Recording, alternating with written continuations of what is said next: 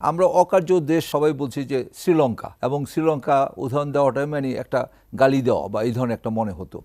বর্তমানে শ্রীলঙ্কার দিকে যদি তাকাই, তারা কিন্তু এদের মুদ্রাস্ফীতি 3-এর চাইতে নিচে চলে আসছে, 3% চাইতে নিচে চলে আসছে।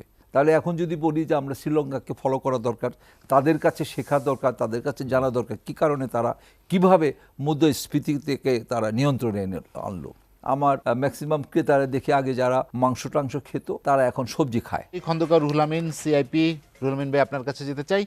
আমরা দ্রব্যমূল্য নিয়ে কথা বলতে চাই, আজ আলোচনা করতে চাই। আপনি জানেন যে বাজেট পাশ হলো, একটি বড় 7,95,000 কোটি টাকার বাজেট দেওয়া হলো। সেখানে দ্রব্যমূল্য নিয়ন্ত্রণে বেশ কিছু, বিশেষ করে মূল্যস্ফীতি নিয়ন্ত্রণে একটি টার্গেট দেওয়া হয়েছে যে আমরা 6.5-এর মধ্যে রাখতে চাই মূল্যস্ফীতি।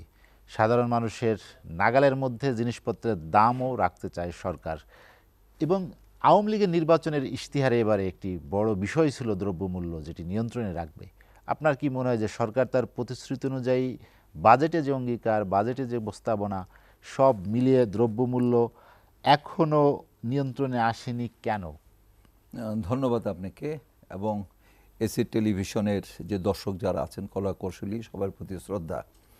প্রকৃতপক্ষে অ্যাকচুয়ালি সাধারণ জনগণ ভালো নেই, তার মূল কারণ দ্রব্যমূল্য। কারণ নিত্য প্রয়োজনীয় দ্রব্য যেগুলো আছে সেগুলো সাধারণত আমাদের নিম্ন মধ্যবিত্ত তারাই কিন্তু বেশি ব্যবহার করে, এবং বাংলাদেশের প্রেক্ষাপটে আমাদের 80%ই কিন্তু অ্যাকচুয়ালি নিম্ন এবং মধ্যবিত্ত। অনলি 20% বলবেন তারা ভালো আছে। তো প্রকৃতপক্ষে বাজেটে যে কথাগুলো বলেছে সেটা এখন কত দিনের মধ্যে করবে, মূল্য যে নিয়ন্ত্রণের মধ্যে রাখবে বা মূল্যস্ফীতি কিভাবে লাগাম টানবে, সেরকম শুনে কত দিনের মধ্যে লাগাম টানবে, এটা তো আমি কোনো এই পর্যন্ত সেরকম কিছু দেখছি না। আর প্রকৃতপক্ষে যেটা, এটা ইচ্ছার উপর ডিপেন্ড করে, এবং কিছু কিছু আপনার ক্রাইটেরিয়া আছে, সেই ক্রাইটেরিয়ার মাধ্যমে বোঝা যায় যে কার্যকরী হচ্ছে। আমরা অকার্য দেশ, আমরা সবাই বলছি যে শ্রীলঙ্কা, এবং শ্রীলঙ্কা উদাহরণ দেওয়াটা মানে একটা গালি দেওয়া বা এই ধরনের একটা মনে হতো। বর্তমানে শ্রীলঙ্কার দিকে যদি তাকাই, তারা কিন্তু এদের মুদ্রাস্ফীতি 3-এর চাইতে নিচে চলে আসছে, 3% চাইতে নিচে চলে আসছে।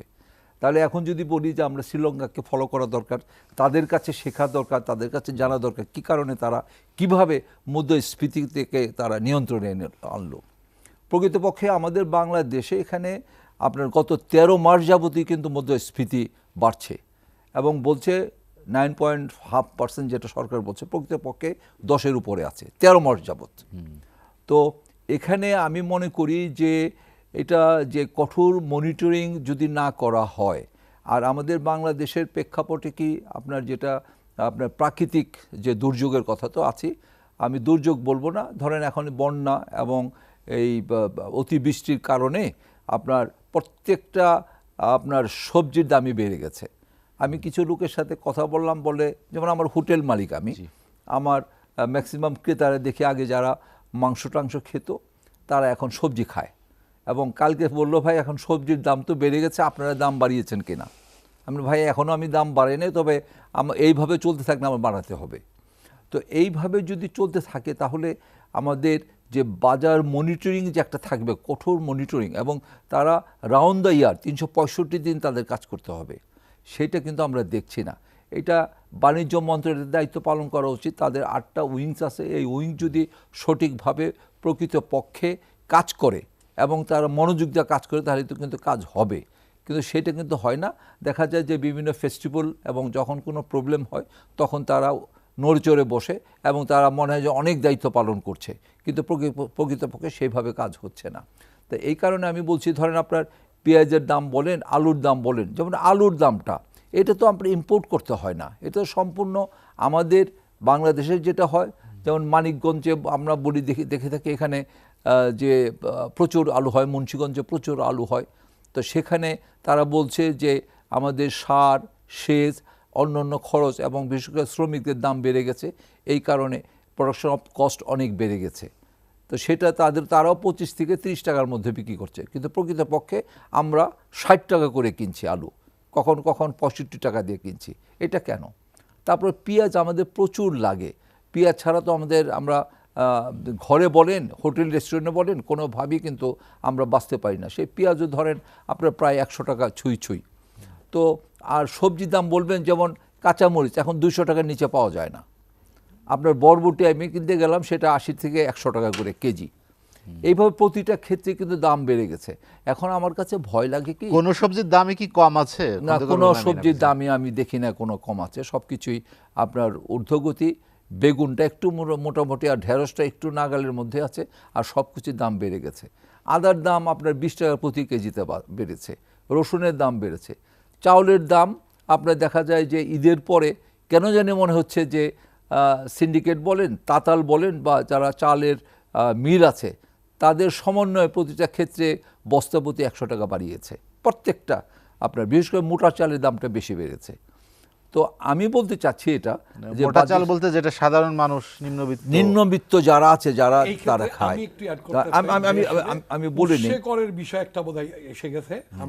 আমি টিভি স্ক্রলে দেখতেছিলাম যে এবার বাজেটে আপনাদের যে চাউল, যারা অটো রাইস মিল, তাদের মধ্যে বোধহয় কোনো গভর্নমেন্ট একটা উৎসকর ইম্পোজ করেছে।